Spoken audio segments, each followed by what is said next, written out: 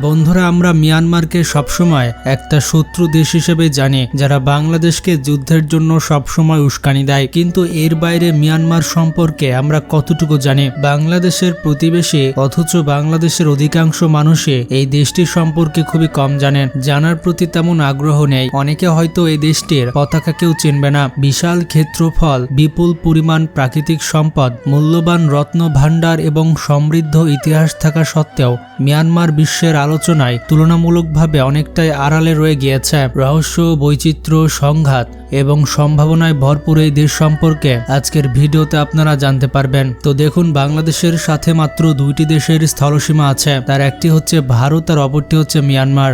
Myanmar দেশটি Burma নামে পরিচিত, তবে এর সরকারি নাম হলো মিয়ানমার ইউনিয়ন প্রজাতন্ত্র বা Republic of the union of Myanmar. মিয়ানমারের ক্ষেত্রফল 6,76,579 বর্গ কিলোমিটার, যা 4.5-টির বেশি বাংলাদেশের সমান। ওয়ার্ল্ডে মিটার্সের সর্বশেষ তথ্য মতে এই দেশটির জনসংখ্যা প্রায় 5,51,00,000। সেই হিসেবে দেশটির প্রতি বর্গ কিলোমিটারে প্রায় 82 জন মানুষ বসবাস করে। যাই হোক, এই দেশটির মোট জনসংখ্যার প্রায় 34.58% মানুষ শহরে বসবাস করে আর বাকি জনসংখ্যা গ্রামে বসবাস করে। 2024 সালের আদমশুমারি তথ্য অনুসারে এই দেশের মানুষ ধর্মীয়ভাবে বৌদ্ধ 91.3%, খ্রিস্টান রয়েছে 4.6%, মুসলিম রয়েছে 3.3%, হিন্দু রয়েছে 0.6% এবং অন্যান্য ধর্মের মানুষ 0.2%।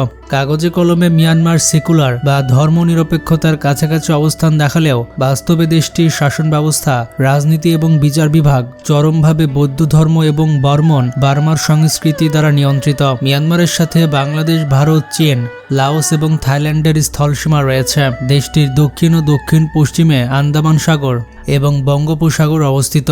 দেশের বেশ দীর্ঘ একটি উপকূল রেখা রয়েছে। আন্তর্জাতিক মুদ্রা তহবিল বা IMF এর 2026 সালের তথ্য মতে মিয়ানমারের পার ক্যাপিটা নমিনাল জিডিপি 1,519 মার্কিন ডলার। অপরদিকে বাংলাদেশ পরিসংখ্যান ব্যুরো 2026 সালের তথ্য মতে বাংলাদেশের পার ক্যাপিটা নমিনাল জিডিপি প্রায় 3,022 মার্কিন ডলার।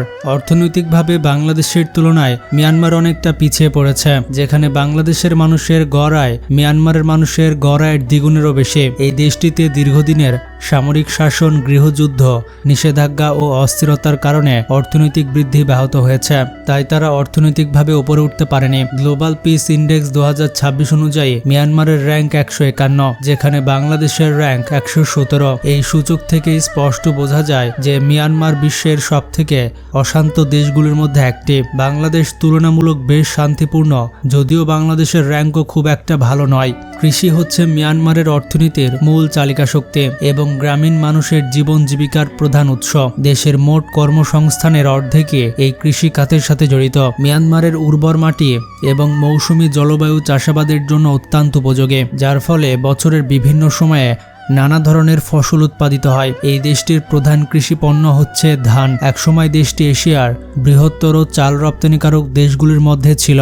বর্ষাকালে এখানে ব্যাপক হারে ধান চাষ করা হয়, তবে শীত ও গ্রীষ্মের মৌসুমে তারা বিভিন্ন ধরনের ডাল, যেমন মুগ ডাল বা ছোলা ইত্যাদি চাষ করে থাকে। পাশাপাশি দেশটিতে তেলবীজ, ভুট্টা, আখ এবং নানা জাতীয় ফসল উৎপাদন করা হয়। তবে আধুনিক প্রযুক্তি ও সেচ ব্যবহার ঘাটতির কারণে উৎপাদনশীলতা অনেক ক্ষেত্রেই কম। গৃহযুদ্ধ, জ্বালানি সংকট, সার ও বীজের মূল্য বৃদ্ধি, জলবায়ু পরিবর্তনজনিত বন্যা, খরা এবং অবকাঠামোগত দুর্বলতার কারণে উৎপাদনশীলতা এখানে তেমন একটা বেশি নয়। মিয়ানমারের বর্তমান সামরিক রাজধানী হলো নেপিদাও। এর আগের রাজধানী ছিল ইয়াঙ্গুন। ইয়াঙ্গুন বর্তমানে রাজধানী না হলেও এদেশের সবথেকে বড় শহর। বর্তমান রাজধানী নেপিদো বিশ্ব রাজনীতি ও ইতিহাসের অন্যতম এক অদ্ভুত রহস্যময় শহর। 2005 সালের 6 নভেম্বর দেশটির তৎকালীন সামরিক জান্তা সরকার কোনোরকম আগাম ঘোষণা ছাড়াই রাতারাতি পূর্বের রাজধানী ইয়াঙ্গুন থেকে প্রায় 320 কিলোমিটার দূরে জঙ্গল ঘেরা এক দুর্গম অঞ্চলে রাজধানী স্থানান্তর করে। সম্পূর্ণ পরিকল্পিত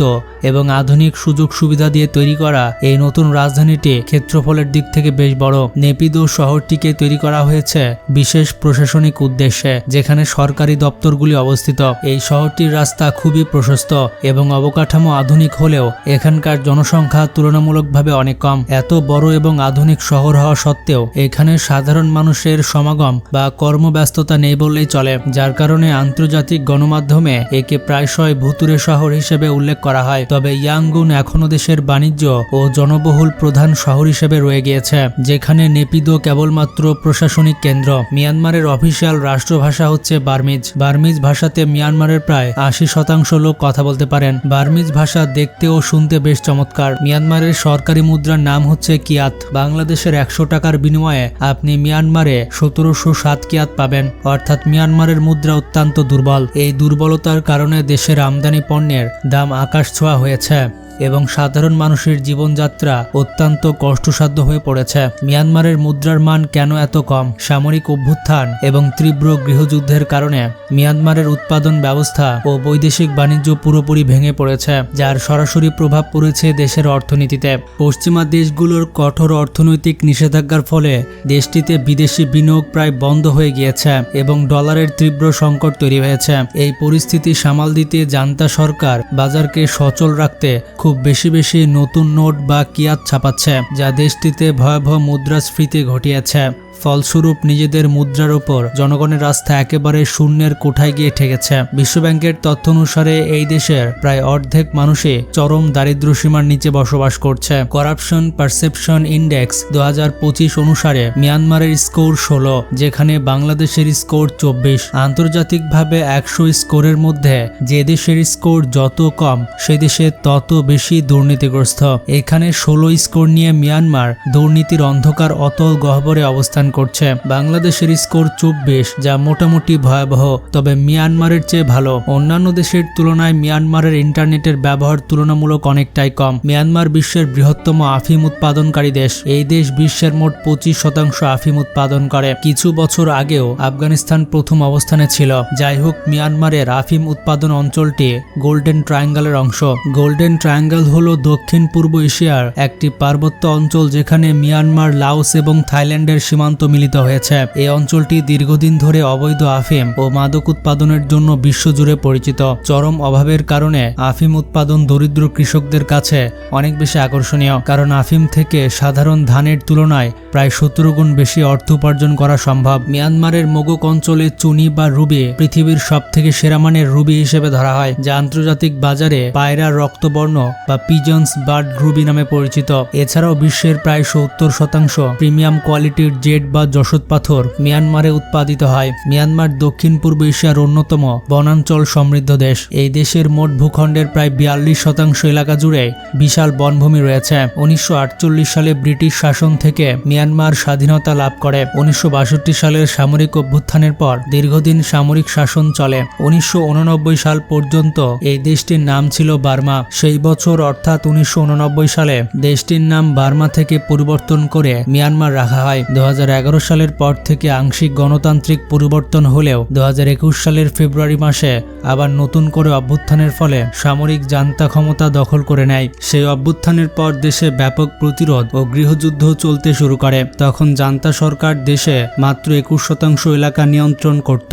বাকি অংশ বিদ্রোহী ও জাতিগত সশস্ত্র বাহিনী দখল চলে যায়। হাজার হাজার মানুষ নিহত হয় এবং প্রায় 30 লক্ষেরও বেশি মানুষ অভ্যন্তরীণভাবে বাস্তুচ্যুত হয়। এই 2021 সালের সামরিক অভ্যুত্থানের পর সামরিক বাহিনী অং সান চুকে গ্রেপ্তার করে এবং কারাদণ্ড দেয়। অং সান চু হলেন মিয়ানমারের সবথেকে পরিচিত মুখ। তিনি নোবেল শান্তি পুরস্কার বিজয়ী নামকরা রাজনীতিবিদ। দেশের সামরিক জান্তার বিরুদ্ধে দীর্ঘ 3 দশক ধরে অহিংস গণতান্ত্রিক আন্দোলন করার জন্য 1991 সালে তাকে নোবেল শান্তি পুরস্কার দেওয়া হয়। দীর্ঘ 15 বছর তিনি গৃহবন্দী ছিলেন। পরবর্তীতে 2015 সালে তিনি নির্বাচনে জয়ী হয়ে দেশের প্রধান নির্বাহী হন। তবে রাখাইনে রোহিঙ্গা জনগোষ্ঠীর ওপর মিয়ানমার সেনাবাহিনীর নৃশংসতার বিরুদ্ধে শক্ত অবস্থান না নেওয়ার কারণে এবং জান্তার পক্ষ টানায় আন্তর্জাতিক অঙ্গনে তিনি তীব্র সমালোচিত এবং নিন্দিত হন। মিয়ানমারের রাখাইন রাজ্য যুগের পর যুগ ধরে মুসলিম রোহিঙ্গা জনগোষ্ঠী বসবাস করে আসছিল। তাদের উপর দেশের সামরিক বাহিনী দীর্ঘদিন ধরে নিয়মতান্ত্রিক নিপীড়ন চালাচ্ছিল। 2017 সালে দেশের সামরিক বাহিনীর ভয়াবহ ও সহিংস অভিযানের মুখে লাখ লাখ রোহিঙ্গা জীবন বাঁচাতে পালিয়ে যেতে বাধ্য হয়। তীব্র সহিংসতা, ঘরবাড়ি পুড়িয়ে দেওয়া এবং মারাত্মক মানবাধিকার মানবাধিকার লঙ্ঘনের শিকার হয়ে প্রায় 7.5 লাখের বেশি রোহিঙ্গা সীমান্ত পেরিয়ে বাংলাদেশে প্রবেশ করে। বাংলাদেশ সম্পূর্ণ মানবিক দিক বিবেচনা করে তাদের আশ্রয় দেয়, যার ফলে কক্সবাজারে উখিয়া ও টেকনাফ বিশ্বের অন্যতম বৃহত্তম শরণার্থী শিবিরে পরিণত হয়। বর্তমানে বাংলাদেশে 11 লাখের বেশি রোহিঙ্গা অবস্থান করছে, যা বাংলাদেশের অর্থনীতি, পরিবেশ এবং স্থানীয় অবকাঠামোর উপরে বিশাল চাপ সৃষ্টি করেছে। বাংলাদেশ প্রথম থেকেই সংকটের টেকসই সমাধান হিসেবে রোহিঙ্গাদের নিরাপদ, মর্যাদাপূর্ণ এবং স্বেচ্ছায় নিজ দেশে প্রত্যাবাসনের জন্য আন্তর্জাতিক সম্প্রদায়ের কাছে জোর দাবি জানিয়ে আসছে। তবে এর এখনো কোনো স্থায়ী ও শান্তিপূর্ণ সমাধান হয়নি। মিয়ানমার থেকে এই সকল শরণার্থী শুধু বাংলাদেশেই নয়, মালয়েশিয়া, ভারত, ইন্দোনেশিয়া, থাইল্যান্ড সহ বেশ কিছু দেশে আশ্রয় নিয়েছে। আশা করি মিয়ানমার সম্পর্কে অনেক কিছুই জানতে পারলেন। ভিডিওটি সম্পর্কে মতামত থাকলে কমেন্টে জানান আর শেয়ার করতে ভুলবেন না।